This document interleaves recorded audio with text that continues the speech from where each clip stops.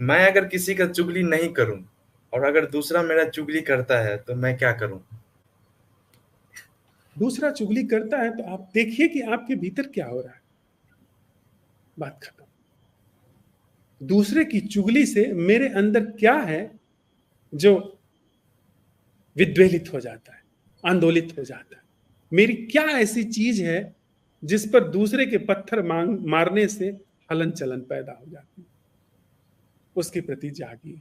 जब जागेंगे तो वह चीज जो दूसरे के हाथ में है, जो जो स्विच दूसरे ने अपने हाथ में रखा है, उसका कनेक्शन कट जाएगा।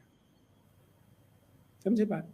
अभी दूसरा गाली देता है, मेरे अंदर वह आग को पैदा कर देता है, क्रोध की। इसका मतलब स्विच उसके हाथ में है ना। दूसरा चुगली करता है, मेरे अंदर कुछ ऐसा है कि मैं विचलित हो जाता हूं, और ये दिखता है कि दूसरे की चुगली करने से मेरे अंदर कोई इमेज जरूर है जो विचलित हो जाती है। अगर ऐसा हो रहा है, और वो आप ही जानेंगे, आपकी ईमानदारी ही जानेगी कि क्या है जो विचलित होता है। हो सकता है कि आप कहें कि मैं उसके प्रति करुणावान हूं कि वो चुगली क्यों कर रहा है, उसमें उसका पतन है, नुकसान है।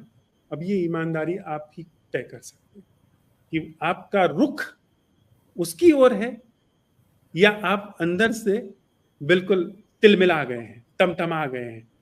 कुछ ऐसा आपके अंदर घाव है जिस पर उसने चुगली के माध्यम से ठेस पहुंचा दी।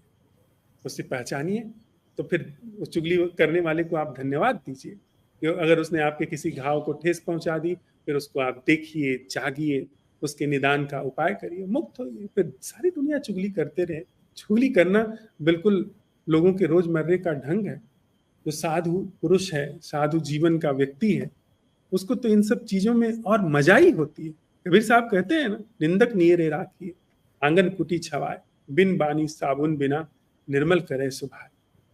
तो आपका विवेक क्या कहता है? अब यही बात बड़ी मजे की बात है। कभी कभी आपको बिल्कुल बीमार बुद्धि के ढंग से सामना करना पड़ता है। आपकी आपकी किसी ने निंदा करी, वो व्यक्ति सामने है, उसको आपने कहा कि भाई ऐसा क्यों कर रहे हो, इससे तुम्हारे जीवन में और दुख पैदा हो जाएगा, और दिख भी रहा है। जीवन प्रेमहीन है, प्रेम की कोई भी लहर उस तक जाती ही नहीं, आते आते रास्ता बदल देती है। यह जो पूरा प्रेम से भरा हुआ अस्तित्व है, उनकी तरफ हवा भी नहीं बहती है। वो मैं भी हो सकता हूं, पर उनसे अगर आप या आप मुझसे ऐसा कहें कि भाई चुगली क्यों कर रहे हो, इससे तुम्हारे अंदर, तुम्हारे जीवन के आसपास एक ऐसा वर्तुल पैदा हो रहा है कि आप बहुत श्रेष्ठ घटनाओं से, श्रेष्ठ जीवन से मरहूम होते चले जा रहे हो। जीवन बड़ा आपका दयनीय होता चले जा रहा है। तो वो कहेंगे कि निंदक नियरे राखी, आंगन कुटी छवाए। अब वो क्या कह रहे हैं? आपको मुझ निंदक को नजदीक रखना चाहिए, इससे आपका स्वभाव निर्मल होगा। मतलब वो अपने को साफ बचा ले जा रहे हैं, वो इस बात का सीधा सीधा दुरुपयोग कर जा रहे हैं। अब ऐसे व्यक्ति को आप नहीं समझा सकते, ऐसे व्यक्ति को कुछ नहीं किया जा सकता। ये इसी को कहते हैं चित्त घात। बुद्ध की शिक्षा में है कि 3 तरीके के चित्त घात होते हैं। इसमें एक वाणी घात है, दूसरा मैं भूल रहा हूं एक, लेकिन चित्त घात मौलिक रूप से हम समझे, चित्त घात, ये चित्त घात है।